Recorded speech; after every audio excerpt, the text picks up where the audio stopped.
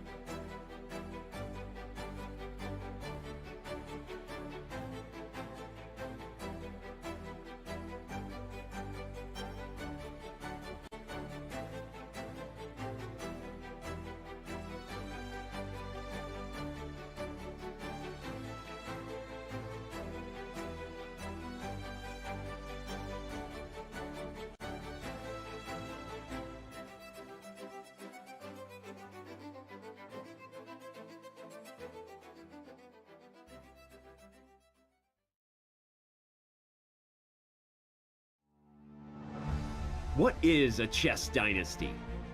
Unceasing dominance, move after move, again and again and again. We have a resignation, we have history. He is the 5-time FIDE World Chess Champion. But a chess dynasty can also be cruel. It forces most to defer their dreams until next time. If there is a next time. It's losing. Oh my God, did he just blow? Yeah, he did. I'm blown away. The game is over. As the chess world turns to Kazakhstan, the Magnus Carlsen dynasty is set to close. The FIDE World Championship is finally up for grabs. For two chess superstars lying in wait, until next time is now. Jan Nepomniachtchi has methodically done what he needed to do to get another shot at the title. The pressure to seize the moment this time rests heavily upon him. Jan is running out of resources. He's built every single threat that's possible, and Ding's just countered it. There's no way to make progress now. Ding Liren knows firsthand what the end of this dynasty means. An unexpected chance to make history. Can China's best turn his good fortune into eternal fame? It's a draw. What an amazing defense by Ding. The 2023 world champion will be decided in speed chess. The legacy of this championship spans across centuries. It reads from the names of chess giants. For the first time in a decade, a new name will raise the trophy and be etched into chess history. It's the 2023 FIDE World Championship. Whose name will next be called champion?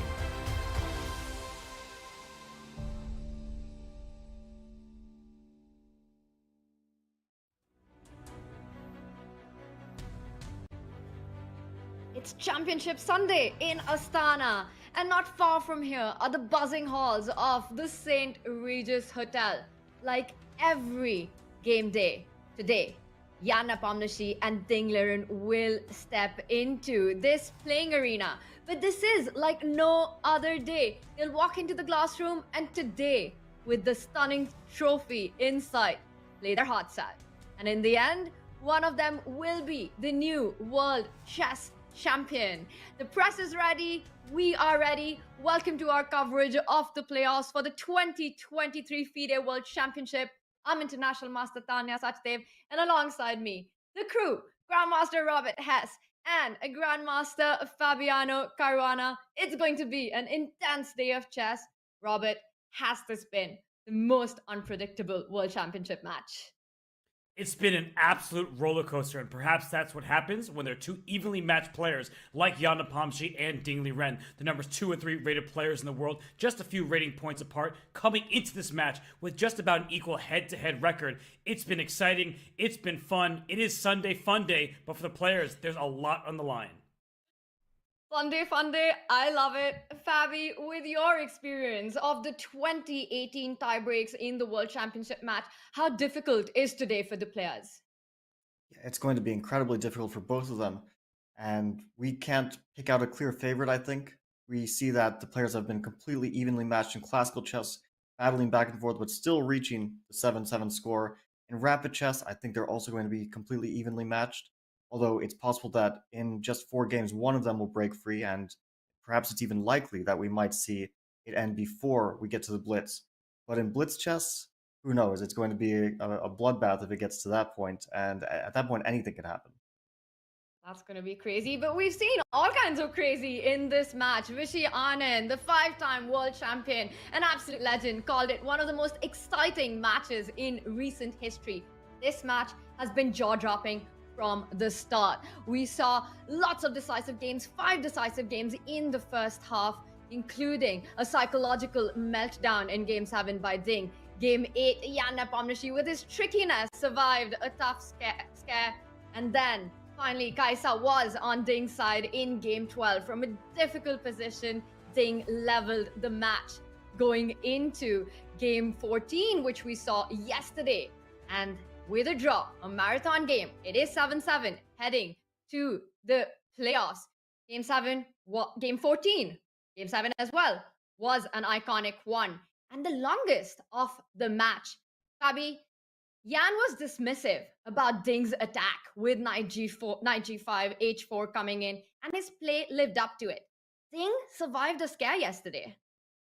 Yeah, I think Jan had the absolutely correct initial reaction. His intuition told him that knight g5 and h4, scary though it may look, it's not really based in terms of some sound positional principle that White's played better in the opening and it's now time for an attack. Black was playing completely healthy moves. That's what Jan said, and that's why he didn't believe that aggression like that would necessarily result in some sort of advantage for White. And we actually saw the opposite, that Black was the one who was taking over in terms of the evaluation, maybe not in large part until later in the game, when it suddenly started to get super, super dangerous for Ding. And we were starting to think maybe today is going to be the day that we'll see a world champion. But the day was delayed.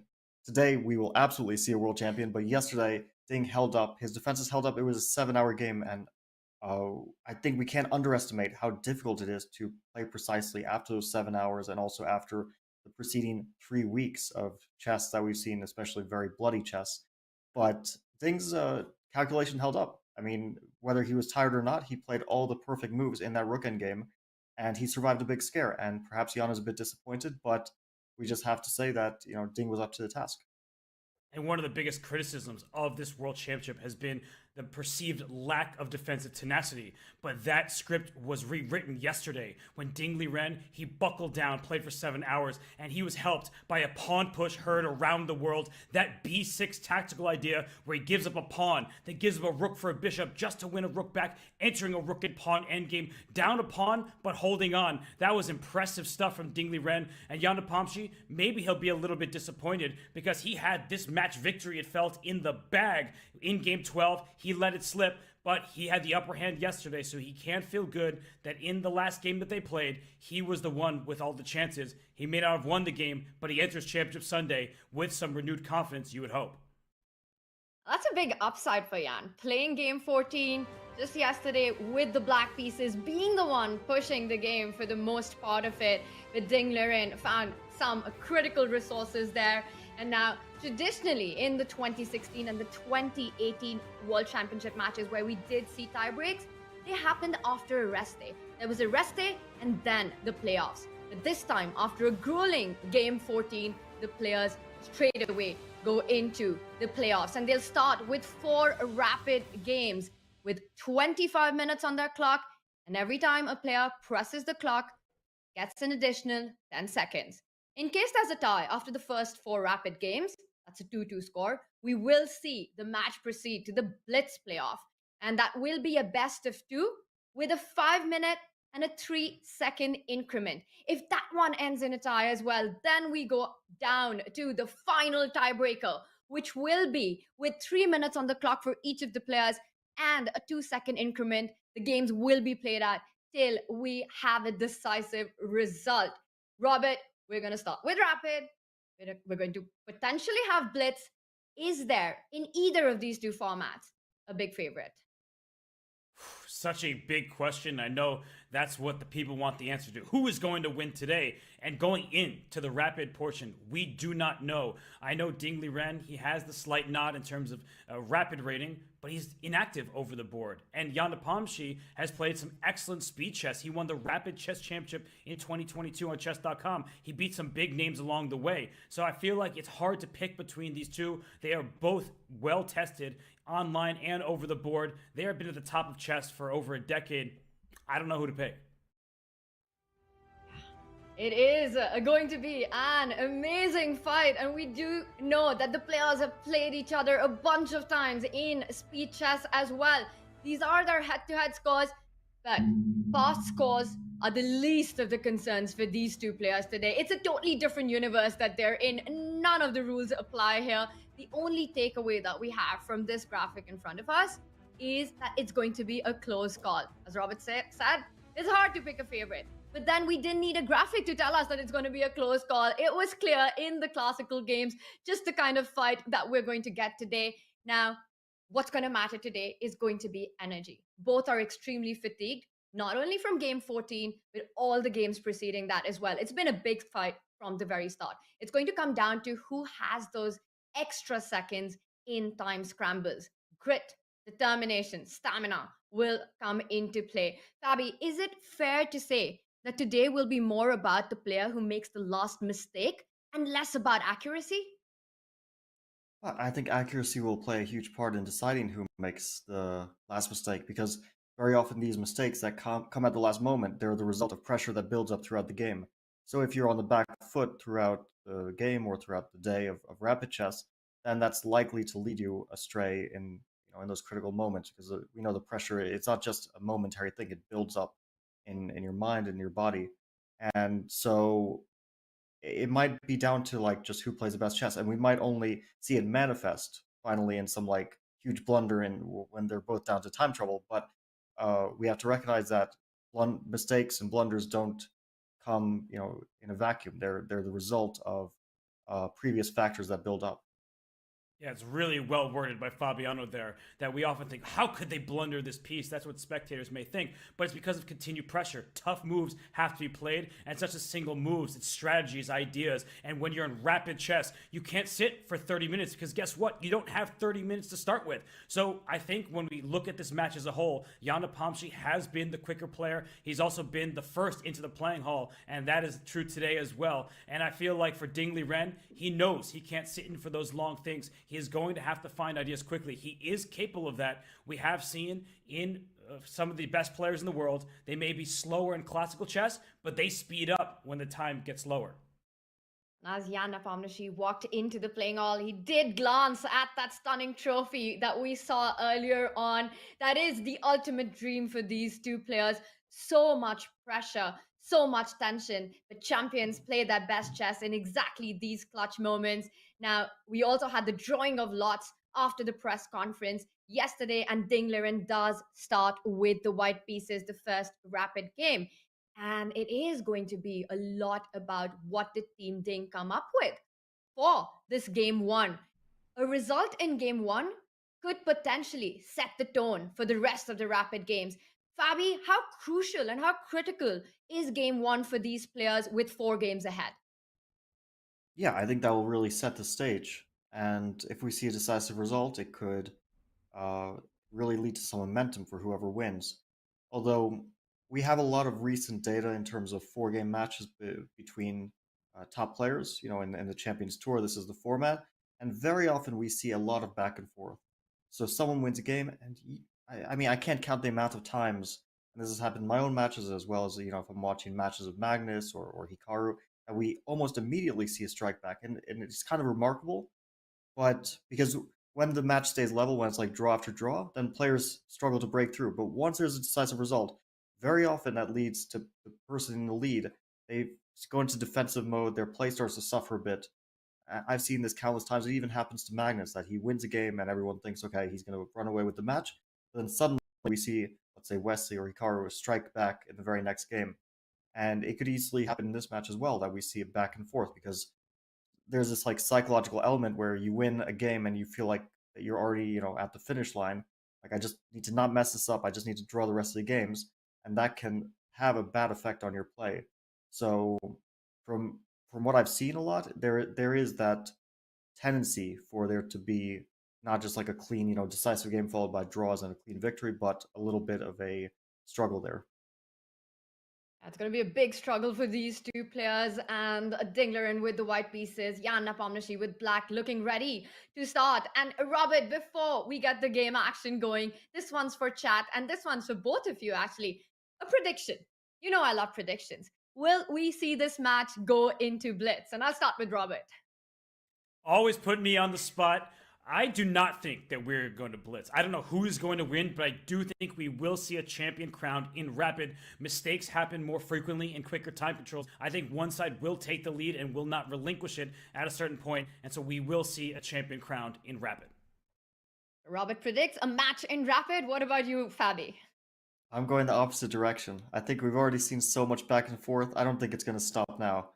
And I think you might call me superstitious, but I think there's going to be an element of a fate here in terms of the dramatic twists and turns in the match, and that will continue. And it just feels like these guys are so evenly matched that it's hard to imagine them not going the distance. And we do have the first move on the board. Ding Liren goes with the trusted queen pawn opening that we've seen him employ in the match so far. And this is a new position. First time in the 2023 World Championship. Well, when Ding is playing with the... Yeah, I like it too. When Ding is playing with the white pieces, every opening is a new opening. He has played pretty much everything you can imagine after we see d4, knight f3. He played one time the London system, bishop f4, one time the Coley system, e3, and now he's going for a third move, c3. Will we? I mean, he doesn't want to put that pawn on c4 anymore, so he's choosing between all these small systems that are kind of a little bit interesting, a little bit poisonous.